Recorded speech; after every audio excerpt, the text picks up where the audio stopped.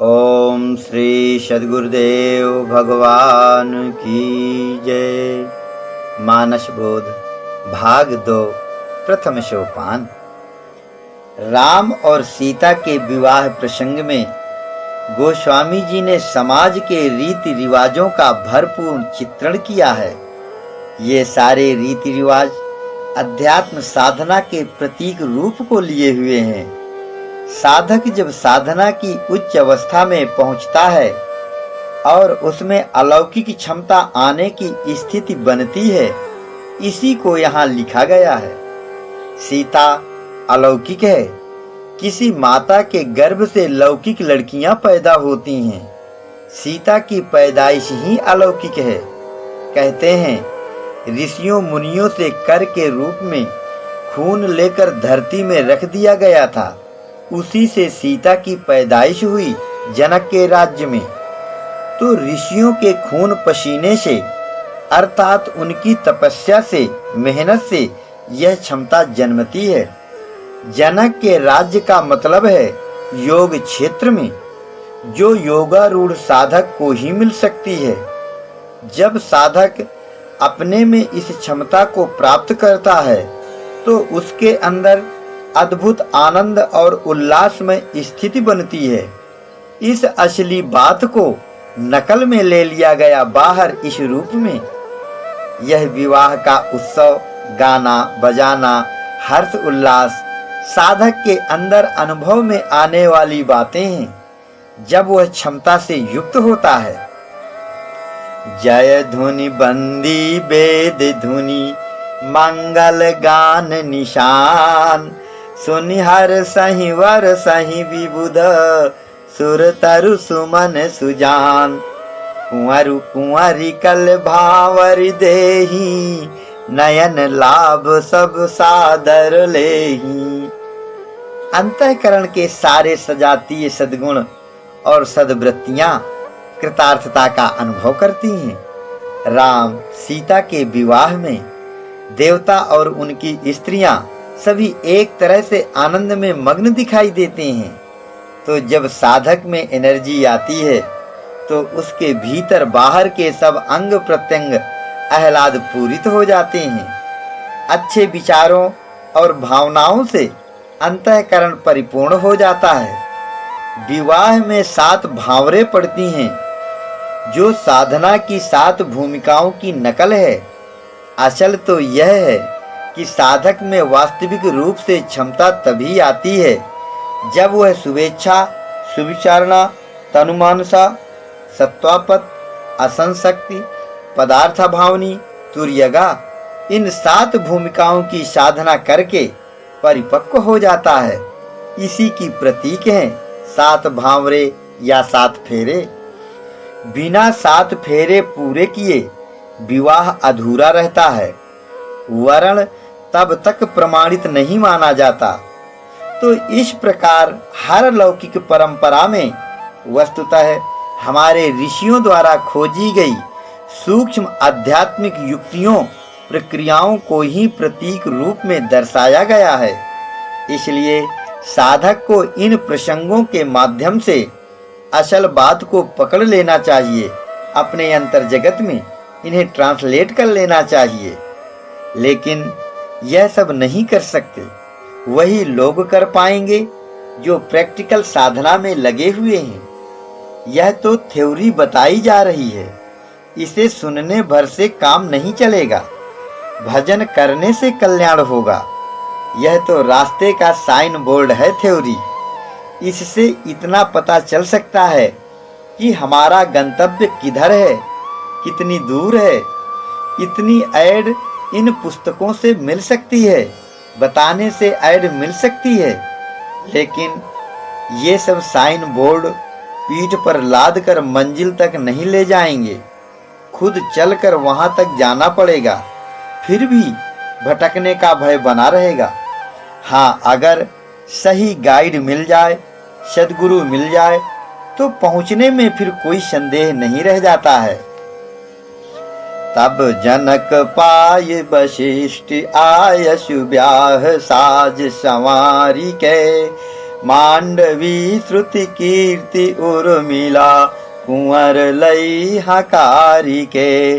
कुश केतु कन्या प्रथम जो गुण रूप शील उजागरी। सब रीति प्रीति प्रतीति करि शो ब्याह नृप भरतहि दई। जानकी लघु भगिनी सकल सुंदर शिरोमणि जानिके। सो तनय दीनी ब्याहि लख नहीं सकल विदिशन मानिके। जेहि नाम श्रुति कीरति शिलोचनि सुमुख सब गुण आगरी। सो दैरि पुषुद नहीं भूपति रूप शील उजागरी। तो जब योग प्रक्रिया पूरी करके साधक ने व्यापकता प्राप्त कर ली, जब उसको मूल एनर्जी मिल गई, तो फिर उसके अंग प्रत्यंग में भी उनकी प्रशक्तियां आकर प्रतिष्ठित हो जाती हैं। विवेक रूप लक्ष्मण के साथ उर्मिला आ गई। उर्मिला विवेक की प्रशक्ति है। साधक का विवेक जो कभी संसारी क्षेत्र में भी चला जाता था, अब वह उर्मिला उस विवेक को उर में लगाएगी, अंतर्मुखी बनाए रहेगी, ईश्वरीय विचारधारा में हेल्प करेगी। इसी तरह से भाव रूप भरत को उसकी प्रशक्ति मांडवी हमेशा मन का मंडन करती रहेगी, ईश्वरीय भाव को बढ़ाती रहेगी।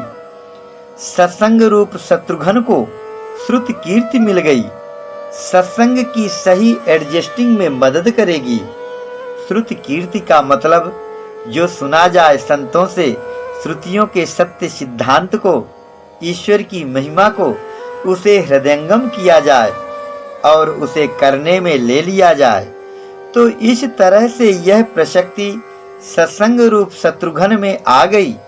ये सब साधक के अंदर जब अपनी अपनी प्रशक्तियों के सहित काम करने लगते हैं, तो फिर साधक का रूप बदल जाता है, उसे बल मिल जाता है, आगे बढ़ता जाता है, महात्मा बन जाता है, उसमें चहुर्मुखी योग्यता आ गई, ऐसा अर्थ है यहाँ।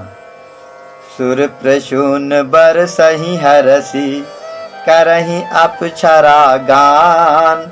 चले अवधपति अवधपुर मुदित बजाय निशान। अब दशरथ लौट रहे हैं अवध को। देवता खुश होकर फूल बरसाते हैं। यह दशरथ जो इंद्रियों का रूप है, स्थूल में उसकी तारीफ की जा रही है। अधिदेव सब फूल बरसाते हैं, खुश होते हैं, अप्सराएं नृत्य कर रही हैं, तो अंदर से अलौकिक उल्लासमयी अनुभूतियां और दिव्य भाव अच्छी स्थिति वाले महात्मा के अंदर आते ही हैं। समव जानि गुरु आयशु दीन्हा। पुर प्रवेश रघुकुल मनि कीन्हा। सुमिर शंभु गिरिजा गण राजा। मुदित महीपति सहित समाजा। होहि सगुन बरसहि सुमन। सुर दुंदुभि बजाए। विबुध बधू नाचहि मुदित। मंजुल मंगल गाय। देखना चाहिए कि गोस्वामी जी पग पग पर गुरु का नाम इसमें ले लेते हैं, इसलिए गुरु को आगे रखकर चलते हैं, क्योंकि यह मार्ग ही ऐसा है, इसमें गुरु के बिना कुछ होता नहीं। गोस्वामी जी अच्छे महात्मा थे, उन्हें इन सब बातों का भरपूर ज्ञान था। बधुन समेत कुमार सब। रानिन सहित महीस। पुनि पुनि बंदत गुरु चरण। देत आशीष मुनीस। पुनि पुनि बंदत गुरु चरण। तो साधक अपना बल, पुरुषार्थ, अपनी क्षमता, योग्यता सबको समेटकर गुरु के चरणों में अर्पित कर देता है और गुरु की अनुकूलता प्राप्त करता है, उनका आशीर्वाद प्राप्त करता है और इस तरह से गुरु की कृपा प्राप्त करके साधना में सफलता प्राप्त करता है। तो अब वहां उसके इस शरीर रूपी अवध में बधाइयां बज रही हैं, खुशी ही खुशी छा गई अंग प्रत्यंग में। लेकिन साधक को हमेशा सचेत और सचेष्ट रहकर अपने कर्तव्य को करते रहना चाहिए। किसी ऐसी साधनात्मक उपलब्धि की खुशी में और अर्जित क्षमता के उपभोग में लगकर ईश्वरीय कर्तव्य को जो भुला बैठता है, वह अधूरे में अटक कर रह जाता है।